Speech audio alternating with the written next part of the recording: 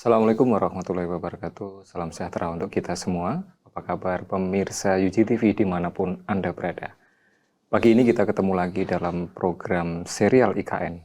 Tentunya dengan tema-tema yang menarik ya untuk diikuti dari waktu ke waktu tentunya. Karena serial IKN ini adalah salah satu atau satu program diskusi terkait dengan IKN yang memang secara khusus dipersembahkan oleh UG TV.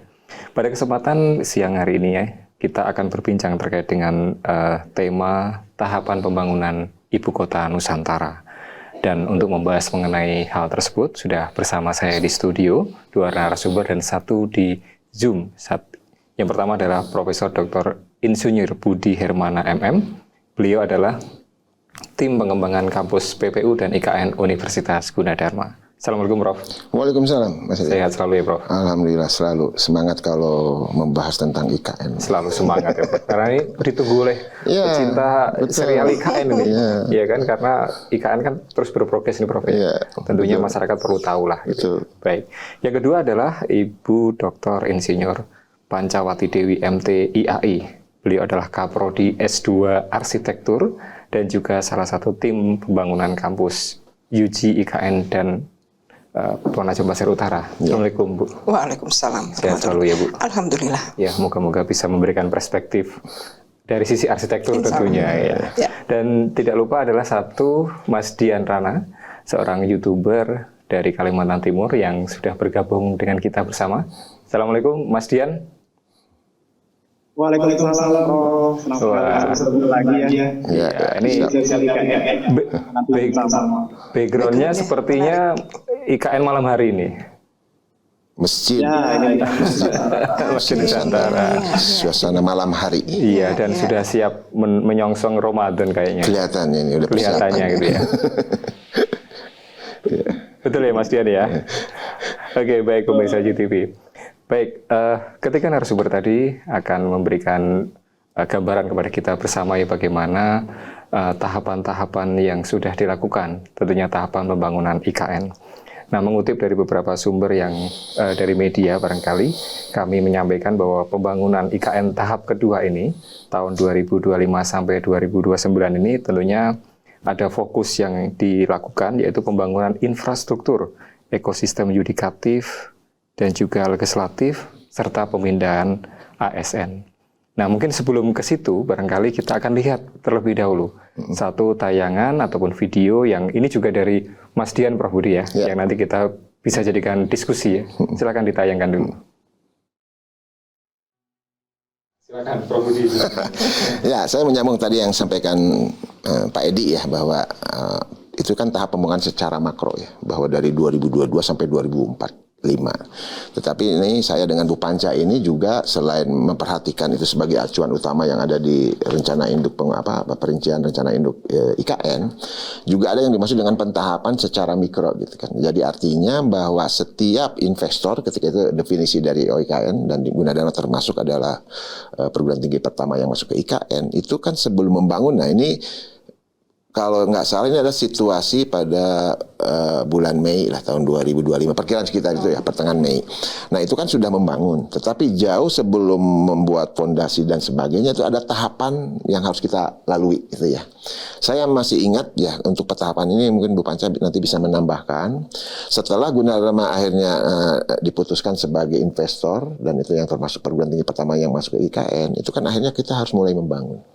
Tetapi dari perspektif regulasi ataupun perizinan itu kan pasti ada pentahapan. Saya masih ingat ketika itu kita sangat intensif berhubungan dengan OIKN, karena nanti mereka tentu kan kita selalu berkonsultasi dengan OIKN bahwa sebelum membangun itu pasti harus ada pentahapan yang harus dilewati untuk memastikan bahwa kampus yang dibangun Gunadarma itu selaras dengan konsep yang tertuang di dalam rencana induk. Nah, ketika itu saya memang harus memasukkan, dan tentu dengan bersama Bu Panca dan teman-teman, Pak Haris dan tim pembangunan, itu yang pertama saya masih ingat. Setelah kita dikasih semacam site plan-nya IKN ya, atau bahwa kita kan ada Gunadarma diputuskan 2,45 hektar, posisinya seperti ini, mungkin bisa dihentikan dulu. Nah, seperti ini. Nah, itu kan jelas koordinatnya, konturnya, kan gitu ya. Bahkan lanjut Prof, barangkali ini adalah posisi. Nah, kampus ini Gunadarma, posisi per Februari ya, 2 Februari tahun 2026. Jadi bayangkan saat ini.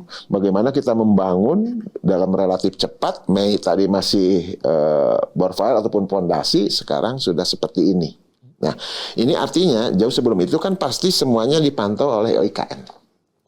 Jadi yang pertama ketika itu kita masukin narasi konsep ya. Dan itu ada 4 dokumen yang menjadi acuan utama kita. Yang pertama adalah site plan dari IKN, sehingga kenapa seperti ini, karena masa bangunannya di sini nanti ada 3 blok.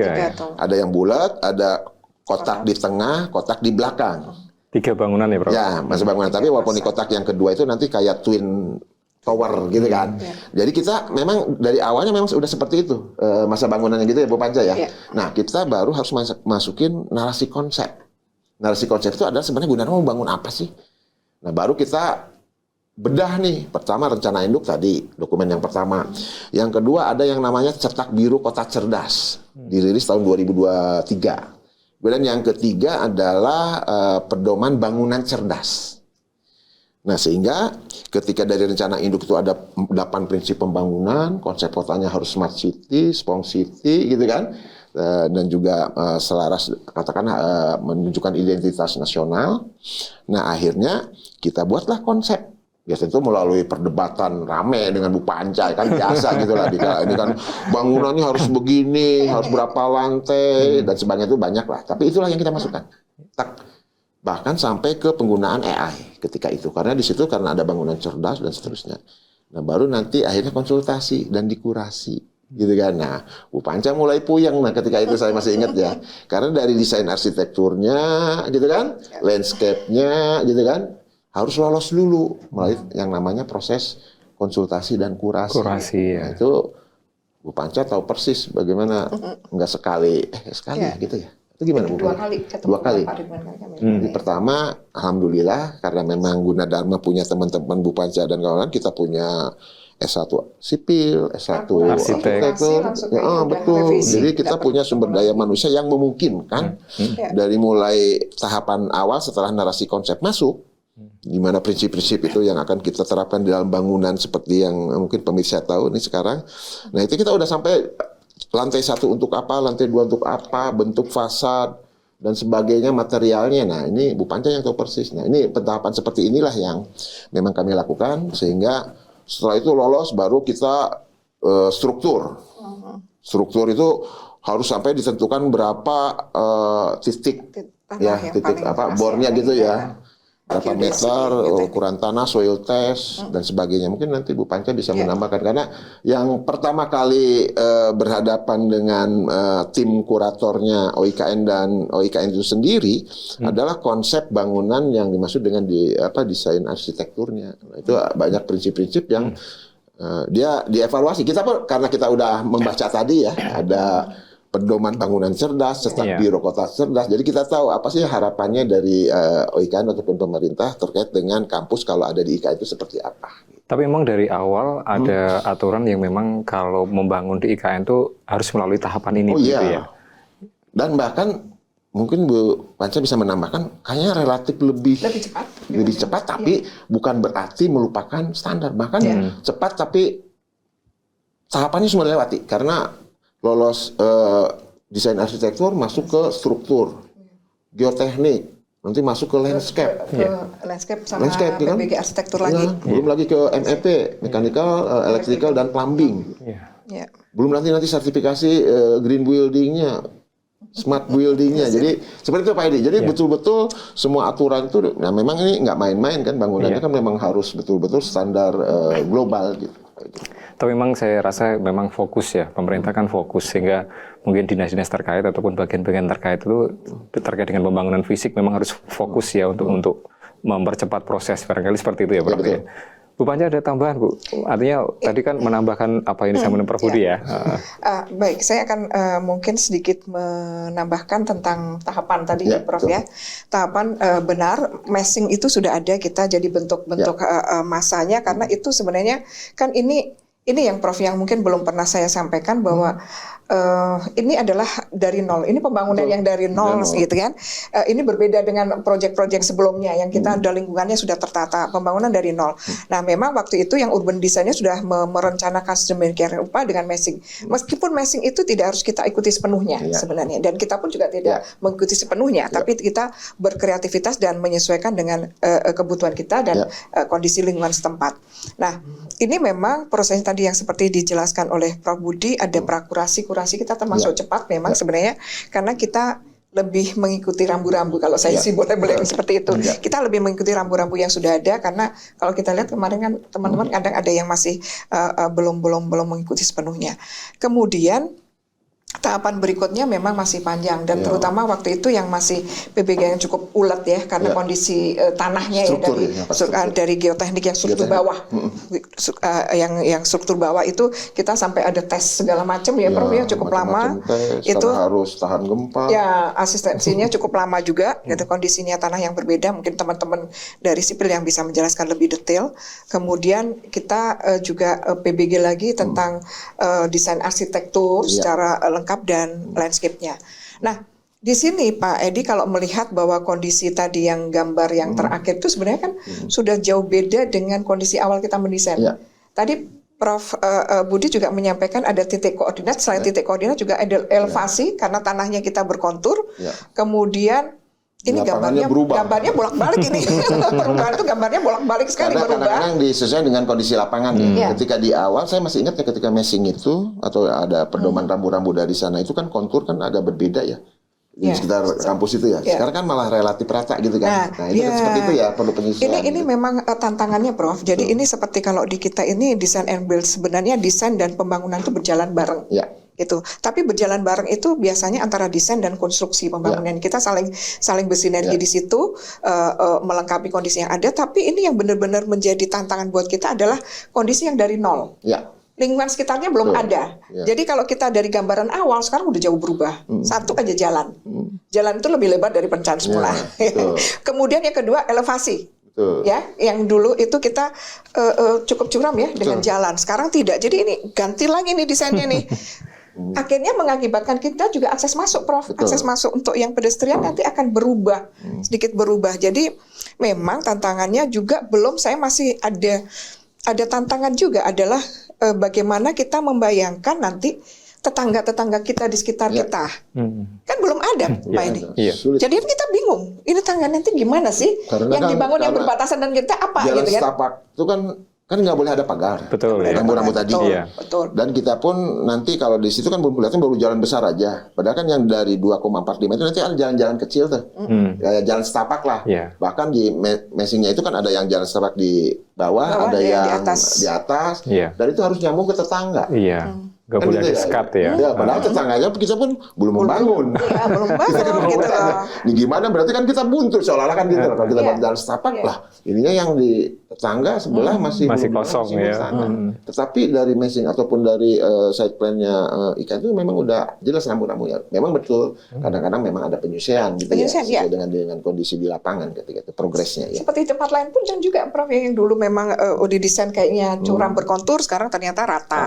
Nah, hal-hal ini berprogres terus, Pak Edi. Kita juga desain selalu berprogres karena jalan juga baru jadi kan. Desember kita mengukur ulang lagi elevasi dari jalan, kemudian juga jalan masuk. Sebelum jalan ada, kita udah menentukan jalan masuk dari mana. Ternyata setelah jalan ada, kita diberi aksesnya berbeda. Ini merubah lagi.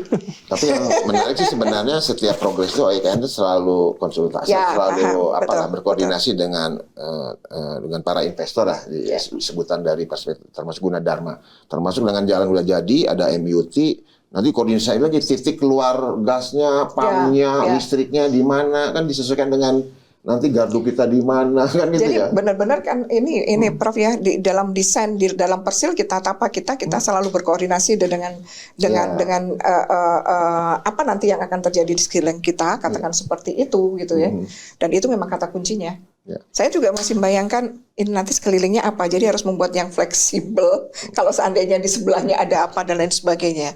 Ya, nah kita pindah ke kesempatan ke Mas Dian nih. Mas Dian, mungkin kita juga perlu tayangkan yang video yang kedua ya, terkait dengan kondisi 2 Februari 2026 ya.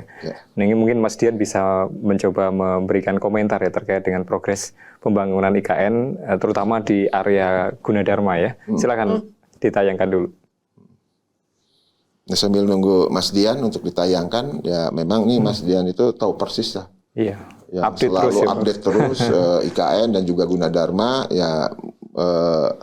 Ini artinya juga melihat bahwa apa yang kita bicarakan Bu Panca dan Pak Edi dan juga Mas Dian, bahwa progres pembangunan kampus itu selalu memang dikaitkan dengan tahapan pembangunan yang tadi Pak Edi katakan.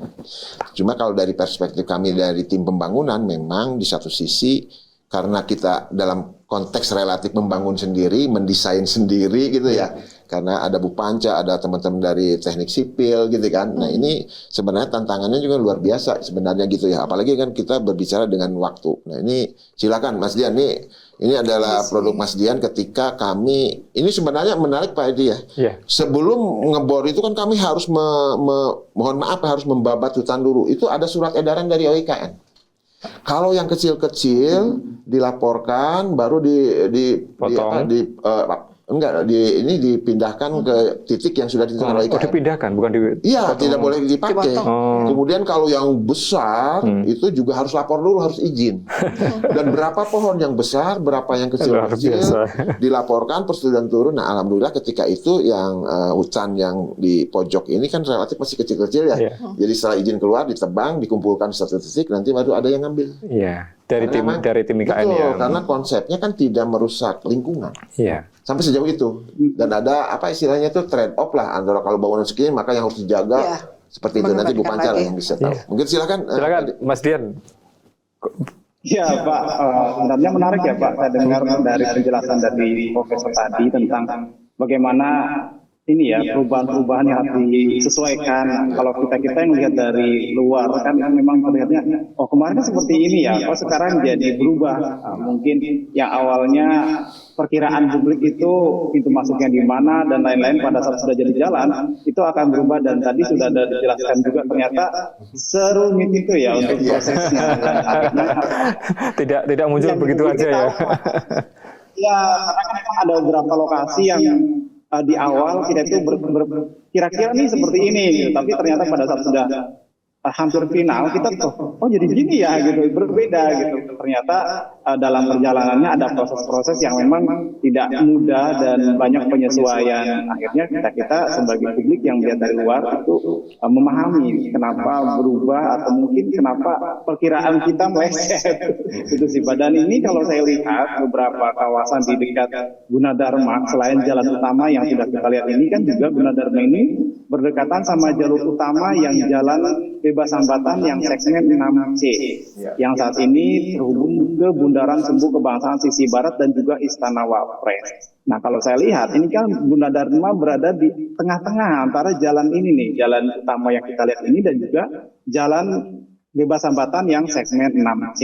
Nah kemungkinan juga itu bayangan kita akan berubah lagi nih setelah itu benar-benar beroperasi. Karena kan Gunadarma berada di tengah-tengah nih antara jalan bebas hambatan segmen 6C yang menghubungkan dengan Bandara Nusantara dengan jalur utama ini. Itu sih ya kalau saya lihat ya dari perbincangan hari ini.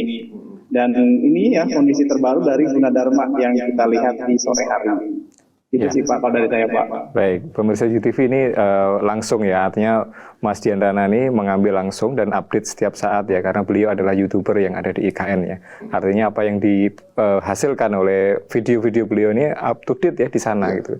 Dan ini menjadi informasi bagi para pemirsa dimanapun Anda berada bahwa inilah progres terakhir dari pembangunan IKN yang secara khusus di segmen ini kan terkait dengan pembangunan Gunadarma gitu ya.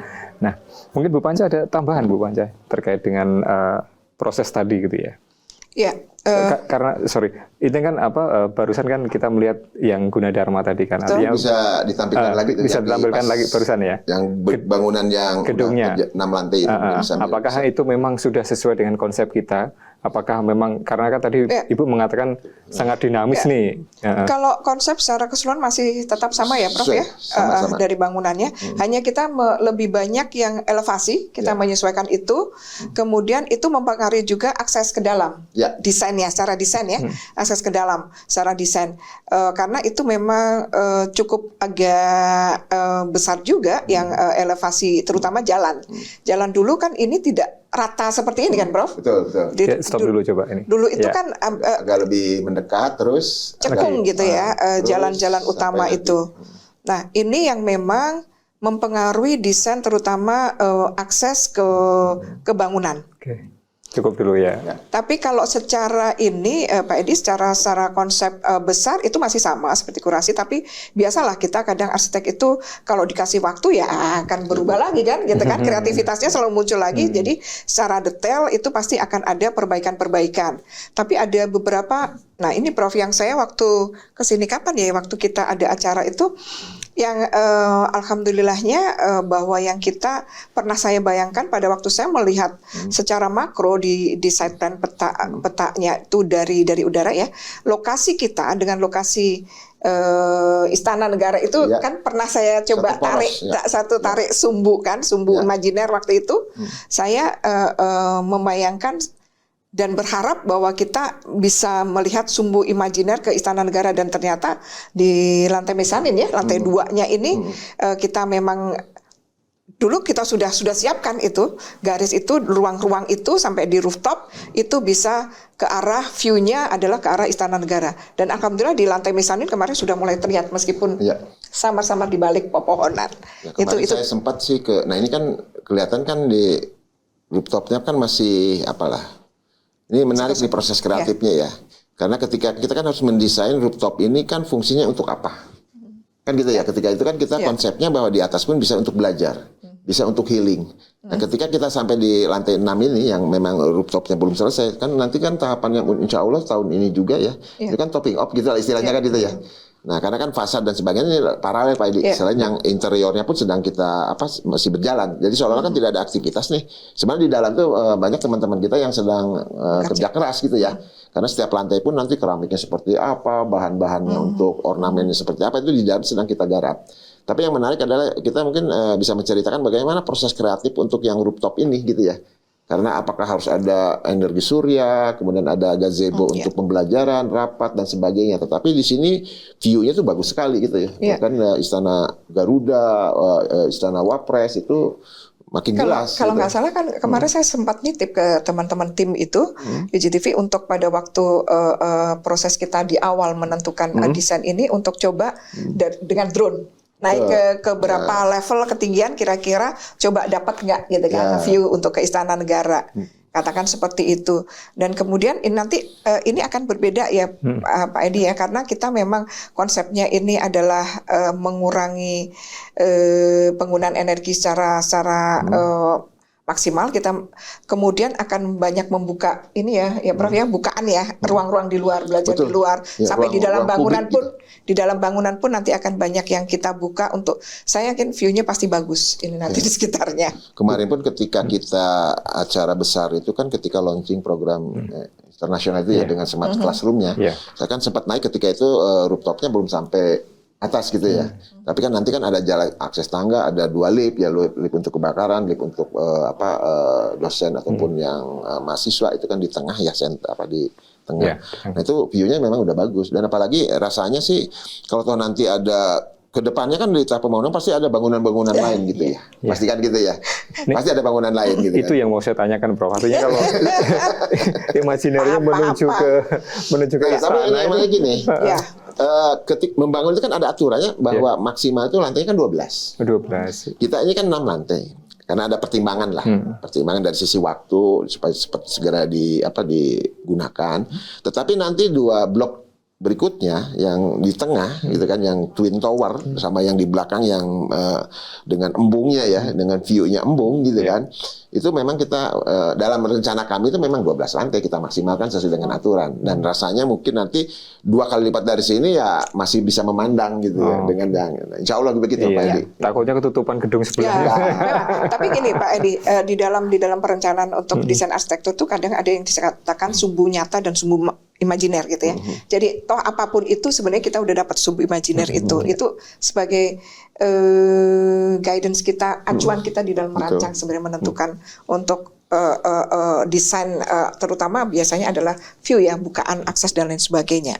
Oke. Ketika narasi konsep pun sebenarnya bukan hanya satu gedung ini yang kita presentasikan. Tiga-tiganya. Tiga-tiganya. Tiga-tiganya wajib tiga-tiganya. Dari 2,45 hektar itu kalau dari perspektif embung di belakang itu seperti apa sih? Bahkan ada area-area Secara untuk fungsi pun publik juga harus gitu kan, dijelaskan. ada bisnis centernya juga, itu mereka detail gitu lah. Sehingga yang 2,45 itu peruntukannya gimana sih gitu ya. Sampai ke total luas bangunan itu ada ketika itu untuk 3 masa bangunan itu. Baik, terima kasih Prof Budi dan Bu Panca ya. Kita akan rehat sejenak ya, karena kalau kita melihat diskusi ini tentunya tidak akan ada habisnya. Ini menarik sekali ya pemirsa UJTV, dan kita akan lanjutkan setelah persembahan berikut ini.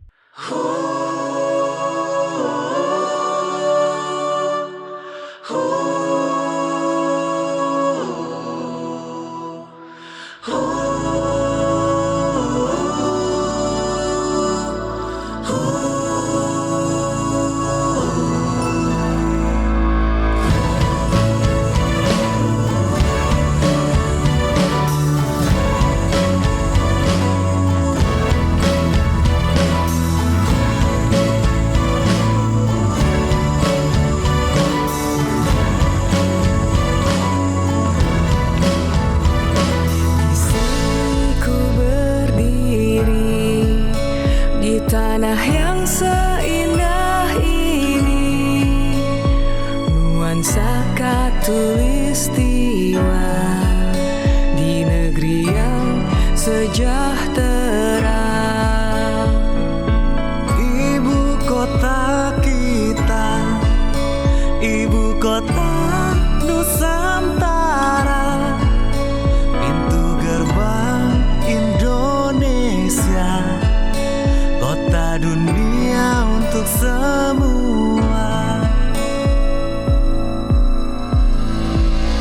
Berbagai suku dan agama, budaya dan bahasa, tapi tetap bersatu, bersama menyapa dunia dari Nusantara Jaya.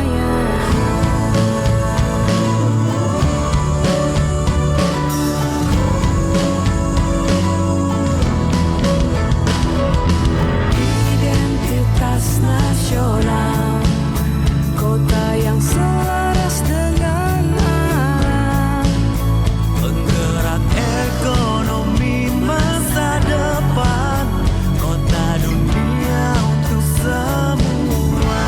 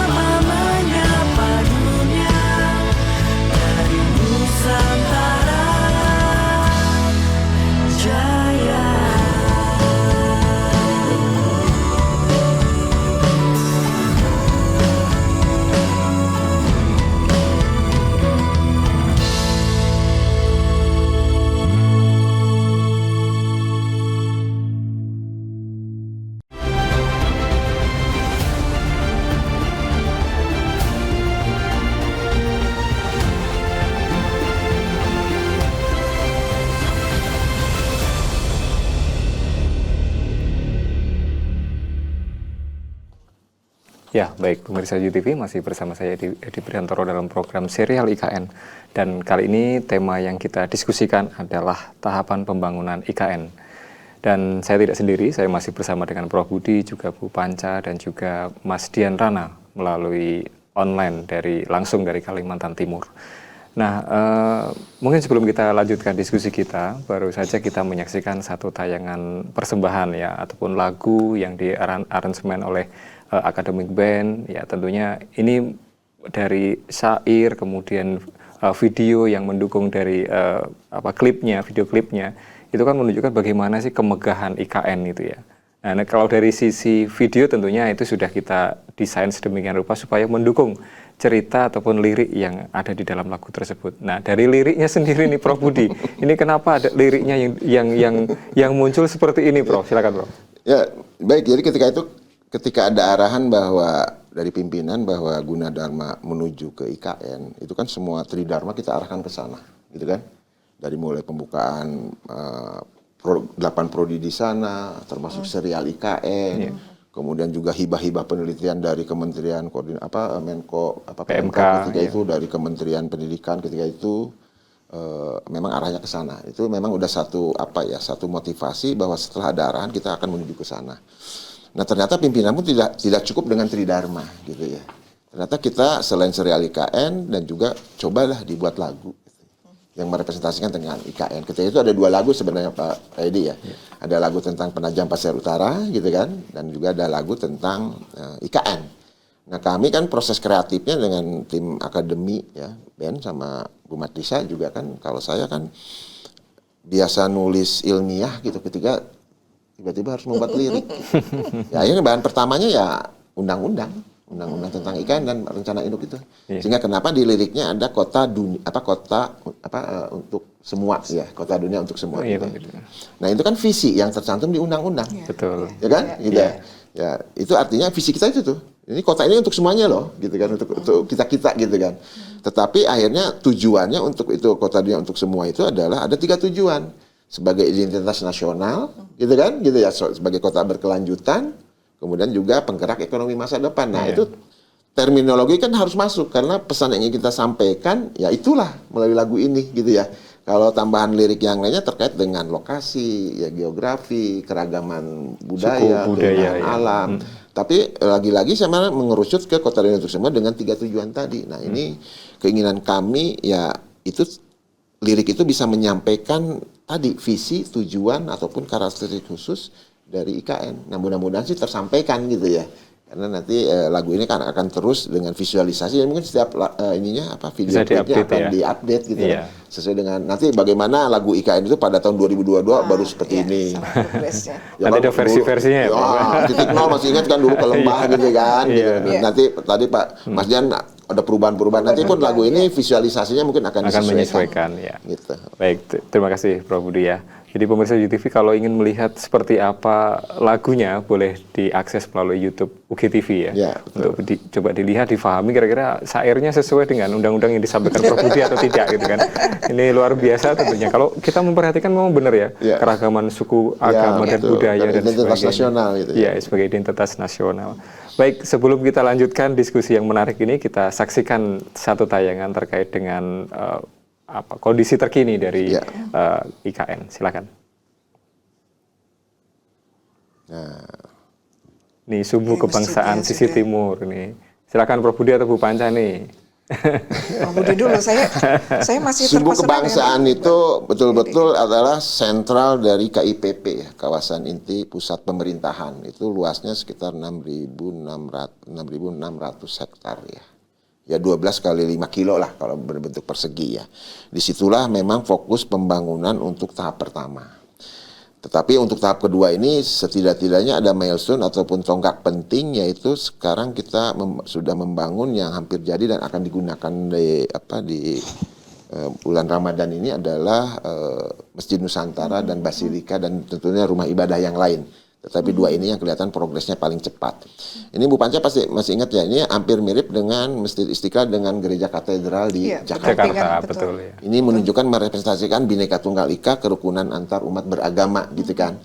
Nah ini sangat menarik. Nah ini kan tampilan yang Basilika ini gitu ya, dan itu berdampingan dengan Masjid Nusantara. Nah ini konsepnya juga memang luar biasa ini ya. Ini bagaimana Basilika berdampingan dengan Masjid Nusantara, dari sisi desainnya nanti Bu Panca bisa menambahkan. Tetapi ini betul-betul sebenarnya di sisi luar dari tapi tidak jauh dari sumbu kebangsaan gitu ya. Jadi kalau untuk jalan negara ketika itu ya, kita ketika itu kan kita masih lewat ya. Yeah. Itu sebelum masuk ke IKN mungkin di sebelah kirinya, kalau dari sisi yang sebelumnya itu kan nanti akan melihat ini. Nah itu sangat luar biasa gitu, bahwa kehadiran dari dua rumah ibadah yang luar biasa dengan itunya, dengan desainnya nih. Nah di gambar ini kan kelihatan berdampingan ya. Ya, nantinya ini akan dilengkapi dengan rumah ibadah yang lain, Prof. Iya, Dari memang seperti ya seperti yang konsep kerukunan Ya, antar umat beragama gitu Iya, ya. betul. Nah, ini dari sisi desain nanti Bu Panca mungkin nanti bisa lihat yang dari sisi masjid dulu ya, nanti karena saya lihat dari kubahnya itu kan luar Ya. biasa. Kubahnya Saya ini agak-agak lupa, Prof. Ini hasil lomba desain semua sebenarnya. Iya. Dan saya yang ingat itu, Pak Edi, tadi kan kita menyebut-nyebut kenapa sumbu itu sangat penting pada waktu saya ingat waktu menceritakan lagi proses untuk lombanya, menentukan juara dan lain sebagainya, itu selalu juga sumbu ya. Sumbu itu ditanyakan, meskipun tadi dikatakan memang sebenarnya sumbu itu menjadi guidance awal mula titik tolak kita untuk membuat desain itu. Ini OIKN ya. Nah ini Mas Dian ini kan mengarah dari belakangnya OIKN ya menuju ke Sumbu Timur, betul nggak Mas Dian? Ini dari arah belakangnya. Belakang ya, OIKN ya? Ya betul. Depan kita itu Bundaran Sumbu. Sumbu Timur ya. Jadi artinya kan yang tadi baru lewat itu adalah gedung OIKN. Nah, ini kita menelusuri Sumbu Timur ya, dari mulai bundarannya, sehingga di situ ada ASN 3 ya yang berdampingan dengan Swiss Hotel, betul nggak ya, di sisi kanan ya? Ya, ASN 1 ya. Itu, dan sebelah depannya seberang dari hotel dan ASN 1 itu adalah tadi yang titik 0 yang akhirnya memang yang tadinya lembah sekarang rata. Nah, ini saya masih ingat ada video dari Mas Dian loh. Dia belusukan untuk menemukan titik 0. Kemudian dia 2 tahun kemudian dia belusukan lagi dalam tanda kutip, kok jadi ada tugu titik 0. Mungkin Mas Dian bisa menceritakan bagaimana prosesnya gitu. Silakan Mas Dian. Iya, karena memang dari awal ya Pak, dari awal saya ngikutin bagaimana perubahan di kawasan ini. Itu kan memang di sini tuh di kawasan titik 0 atau Sumbu Plaza ya, Plaza Bhinneka, itu kan ada semacam tangga kayu yang mengitari titik 0 yang masuk ke lembah gitu. Iya, betul. Gitu. Tapi sekarang kita lihat itu semua tidak ada, yang ada malah hanya tugu-tugu totem ini yang sekitar 34 ya, yang ada di titik 0 ini. Kalau itu kan memang nggak ada di sini. Sebelumnya ada pos pengamanan dari Polda. Nah sekarang juga sudah tidak ada di kawasan ini. Jadi memang benar-benar pangling ya, kalau umpama teman-teman sudah ngikutin dari awal, ngikutin bagaimana perkembangan kawasan Plaza Bhinneka ini, yang mana dulu itu memang banyaknya semacam jurang-jurang gitu, dan sekarang sudah landai ya di kawasan titik 0 Nusantara. Bahkan tugu titik 0 ini itu bukan yang dulu kita tahu. Yang dulu kita tahu kan tugu geodesia. Nah, yang tugu titik 0 ini bukan itu, tapi sebelahnya. Nah, yang ini di depan ini, yang tugu geodesia ini bisa dihentikan nggak? Stop dulu ya. Coba Dihentikan dulu video. Nah, kita bahas nih. Karena nanti Bu Panca pasti bilang ini poros, ini sumbu. fokusnya poros terus ya dari tadi. Coba Ya, kuat banget soalnya. Ya. Jadi yang ada titik ini kan dulu titik 0 yang saya kenal, yang ada hitam titik ini, yang ada tulisan titik 0 Nusantara. Nah, tugu yang kecil ini di bawah yang sebelah kanan ya, sebelah kanan. Nah, sekarang juga sudah ada patung duduknya nih di kiri dan kanan dari tugu titik 0. Jadi buat teman-teman semua mungkin dulu yang tahu ya yang ini nih, yang awal kita tahu, yang kecil bulat hitam ini. Sekarang ininya tugu titik 0-nya seperti berada di sebelahnya. Terus yang memang benar-benar berubah total kita lihat dari yang awal. Bu Panca, silakan. Ini kalau lihat tadi sempat disebut toteng. Kenapa jumlahnya 34? Nah. Itu Pak Edi saya sempat ngitung loh. Betul, ini kan Tapi bener ya, persisnya. Iya, karena kan berarti kan jumlah provinsi ketika itu. Betul ya. Sekarang kan 38. Nah, ini kan sebelah kanan itu kan saya kebetulan sempat menginap di Swiss Hotel gitu ya. Jalan kaki, saya iseng ngitung nih. Yang ini kan yang pertama itu kan 1 2 3 4 5 6 ya. 6 kali 2 12. 12, Yang sana pun 12, itu 12 tambah 12 24. Iya. Nah, di sisi sana itu 5 kali. Ini kan jadi 34. Itu sempat ngitung gitu. Wah, ini totem ini, tapi sampai ukiran-ukiran di ininya juga melambangkan tadi Provinsi. identitas nasional. Identitas nasional. Karena ada. Nah, soal kenapa apa sih yang dimaksud dengan totem itu apa sih representasi apa? Nah, ini jagonya kan Itu panca Tapi nih. saya belum kesana, Prof. Waktu itu kesana. Nah, ini Waktu itu mau ke sana masih ditutup bukan, kan? dari video aja cukup kan. iya. Pentingnya video itu untuk itu, Bu. Ya. Kalau saya melihat ini seperti yang tadi disampaikan Mas Dian gitu ya. Memang pasti ya kita mendesain dari nol dengan kondisi yang waktu itu seperti pasti hanya konsep-konsep dasar yang disampaikan. Sehingga perubahan-perubahan nanti Mas Dian jangan kaget lagi. Mungkin juga nanti pasti akan terjadi seperti tadi jalan kenapa elevasinya juga tidak mengikuti kontur yang ada, kan pasti itu ada pertimbangan-pertimbangan tertentu ya Prof. Betul, ya untuk mungkin drainase dan lain sebagainya lah. Nah di sini juga Pak Edi kan juga bisa melihat ini sembunyinya ke arah istana negara gitu. Iya, Memang betul. itu dan semakin diperkuat dengan totem-totem itu di kanan kirinya gitu kan. Tapi biasanya ini yang akan menjadi pengikat antara zona 1 dan lain sebagainya. Kan ini kan terus kan Prof, gitu Betul. kan? Itu pengikat itu dan memang menariknya di sini menjadi ruang terbuka, ruang publik. Betul. Kemudian dengan pesisian di mana ikan akan lebih lebih memahami, merasakan, itu akan lebih ini ya, lebih kena dibanding kalau itu adalah akses jalan kendaraan yang orang akan lebih cepat dan lain sebagainya. Nah, ini saya menduga nih. Ini drone-nya Mas Dian nih, drone-nya lagi di atas atau sebelah depannya gedung OIKN. Ya kan? Karena betul kan? Nah, karena yang Tugu kita bisa lihat. 0 itu adalah seberangnya OIKN. Ya. Ya, dari atas sehingga nanti Tugu bendera yang 79 meter ketika itu karena Ya, merepresentasikan untuk acara HUT kemerdekaan ke-79 dan kelihatan juga ada Taman Kusuma Bangsa dan di belakang itu adalah Istana Garuda kan gitu ya. Nah, ini kan satu poros nih. Ini saya kode Bu Panca apa sih bukannya poros-poros itu kan nah ini seperti itu ya. Jadi artinya betul nggak Mas Dian ya? Oh, betul. Dan ini juga kalau saya dapat informasi yang di saat ini sebelah kiri dari titik nol atau sumbu barat ini, sumbu kebangsaan ini ada pembangunan mall maksudnya yang dari Dubai. Betul. Nah, ketika Gunadarma kan Pak Edi kan sempat sowan lah bersilaturahmi ke kantor OIKN ketemu Pak Bas ketika itu Ini ya. lantai 2 ini Prof ya? Bukan, ini kalau ini kan dari drone. Enggak, maksudnya Prof pernah lihat dari sisi Ya, ini. betul. Dari plasanya yang itu Dari ya. plaza, jadi di lantai Plasanya. 2-nya OIKN itu Iya, kantor OIKN. betul-betul bagus banget gitu. Iya. Nah, ini Tugu itu kan jadi Plaza sejajar besar. gitu Iya, ya. betul. Nah, ketika itu kan saya 2 kali berkunjung ke sana. Akhirnya memang Pak Basnya bersilaturahmi ke kampus Nusantara 2 atau di Penajam Pasir Utara untuk MOU dan kuliah umum. Iya. Nah, ini benar-benar kalau menurut saya ketika saya tahun 2002 mencermati rencana induk, ya memang tidak dalam artian rambu-rambunya tidak meleset gitu. Bahwa di sini ada gedung sebelah kanan ada Menko, kiri Menko gitu kan, ada Plaza Seremoni di depan persis di Istana Garuda, kemudian ada Plaza Bhinneka, ada Tugu Kusuma Bangsa sampai jadi kantor OIKN itu hadap-hadapan dengan Istana Garuda gitu ya. Seperti itu. Yang memang yang menarik saya malah landscape-nya Pak Edi. Iya. Karena di sana itu kan ada jembatan apa namanya itu deck gitu ya. Terus ada rawa-rawa gitu ya. Bahkan saya kaget ketika ada mau perayaan HUT yang ke-79 itu seperti sana malah ada suara burung juga udah ada karena ternyata di Plaza Seremoni itu kan ada danau tuh.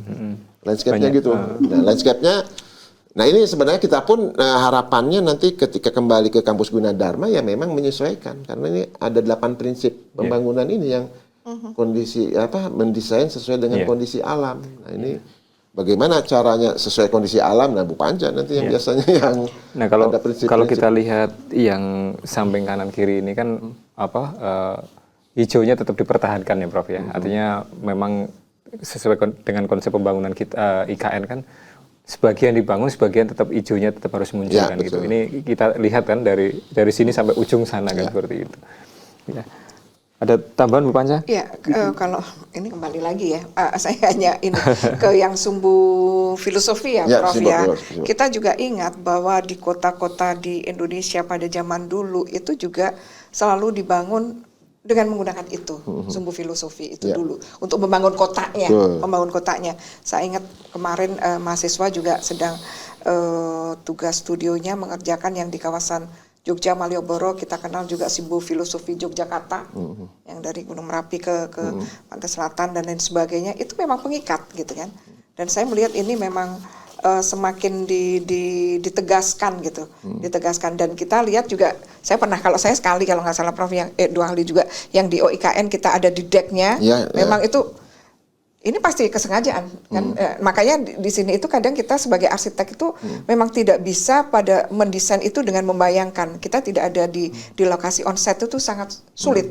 Kita membayangkan bagaimana kondisinya, bagaimana suasana nuansanya dan lain sebagainya. Sehingga memang ya itu, arsitek itu biasanya kita untuk memahami feel-nya dari suatu tempat itu kita memang harus merasakan langsung di sana. Ya memang lagi-lagi kalau kita lihat video ini ya, rambu-rambu tadi ya Pak Edi dan Bu Panca, bahwa kita yang harus jaga itu kan konsep IKN itu kan forest city ya, smart forest city. Itu yang mau saya tanyakan Prof. Kan gitu ya. Nah berarti ketika itu kan harus dominan forestnya. Forestnya. Gitu ya. Iya. Nah, di rambu-rambunya itu kan sebenarnya dengan kawasan termasuk KIPP ini kan total luas IKN itu dengan kawasan pengembangan yang sampai ke Selat Makassar itu kan 240 sampai 250 ribu hektar. Kita berbicara hanya yang di KIPP yang sekitar 6.000 hektar lebih gitu ya. Nah, rambu-rambunya adalah 65% dari luas itu harus tetap hijau. Jadi hutan alami Pak Edi. Bahkan ada restorasi tanaman industri menjadi tanaman yang lebih heterogen. Iya. Nah, baru 10% itu boleh namanya hutan produktif. Hutan produktif adalah misalnya buah-buahannya bisa diproduksi, ada duren, ada lay. Pak Edi udah nyoba enggak lay itu?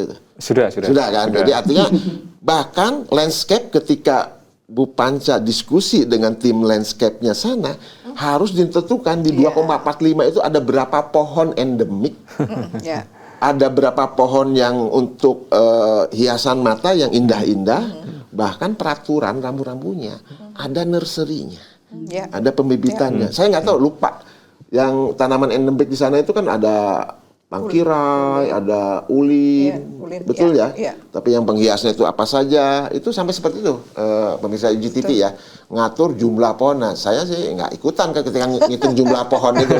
Paling saya, nih benchmarknya kalau di Teknopark ada pohon ini, saya nggak tahu karena kan karakteristik tanah kan beda-beda. Iya. Tapi setelah jadi kita keliling sumber kebangsaan, oh bungur ternyata ada di sana. Iya.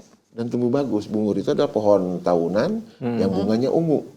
Di Teknopark ada gitu kan gitu. Nah, Bu Panca mungkin bisa diceritakan. Iya, kalau gimana tuh? mengenai pohon? kalau yang pohon-pohon kan kita sempat yang konsultasi tentang terkait dengan landscape. Memang pohon-pohon itu kita disarankan untuk menggunakan pohon endemi yang ada di sana dengan dasar kan ya itu yang akan hidup dengan baik di sana. Tapi jangan lupa Prof, kita juga diminta untuk yang pohon-pohon langka juga kan ada. Betul. Jadi memang di lahan kita yang di tapak kita ini nanti akan ada lahan-lahan yang kita tetap jaga. Betul. Forest mini saya. Forest mini, ya. Mini forest di mana di situ nanti ada beberapa pohon-pohon termasuk pohon langka kita diminta juga untuk menanam di sana.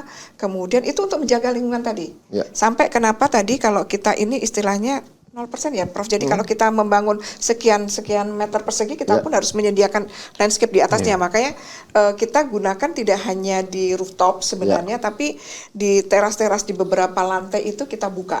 Dan kita juga ada planter box, kemudian kita buat tanaman yang ada di sana. Karena memang konsepnya ini berbeda dengan kampus kita yang di Jakarta, di Depok katakan seperti itu. Ada beberapa kegiatan-kegiatan mahasiswa itu yang bisa dilakukan di luar, nggak perlu di dalam ruangan yang harus selalu ber-AC, katakan seperti itu Pak Edi.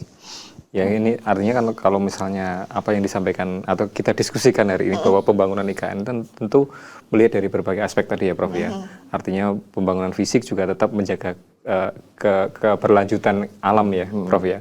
Nah ini mungkin sesuai dengan apa yang ingin kita diskusikan ya, bagaimana pengelolaan sumber daya alam dan mitigasi risiko ekologis dalam pembangunan fisik IKN kan, bahwa memang harus ada walaupun memang dinamis tapi tetap ada penyesuaian seperti itu ya Prof ya. Memang betul ya. Tadi sempat di segmen pertama bahwa rujukan untuk narasi konsep yang kita tawarkan ke IKN kan salah satu acuan kita adalah cetak biru kota cerdas Nusantara yang tahun 2023 ya. Di situ ada 6 pilar gitu kan. Bersama smart governor gitu kan. Smart living, smart transportation and mobility. Ya kan? Smart industry. Gitu kan? Sampai tadi yang mungkin terkait dengan pertanyaan Pak Edi. Smart natural resources and environment. Dan yang terakhir itu adalah kalau tidak salah terkait dengan saya lupa satu lagi, tetapi pada intinya adalah terkait bagaimana smart city itu diterapkan, dan itu juga salah satunya dengan bangunan cerdas. Nah, jadi ketika berbicara resources, karena kota berkelanjutan, itu di dalam rambu-rambu yang tadi menjadi pedoman kita membuat narasi konsep, itu salah satunya bahwa zero runoff. Jadi ketika hujan besar, itu bisa terserap karena Spong City konsepnya, terserap di area 2,45 itu. Ketika ada limbah rumah tangga atau limbah dari toilet, dari kamar mandi gitu kan, di gedung gitu kan, nah itu juga harus masuk ke gronteng dan ada ipalnya ya. Dan itu bisa dimanfaatkan untuk nyiram. Jadi betul-betul tidak ada run up sampai ke irigasi ya, walaupun disediakan di multi use tunnel itu yang di depan itu kan, yang di bawah tanah itu betul. Karena berfungsi selain untuk kabel listrik, kabel data dan gitu besar kan, ya, Prof, gas itu juga bisa untuk irigasi ketika run up membludak.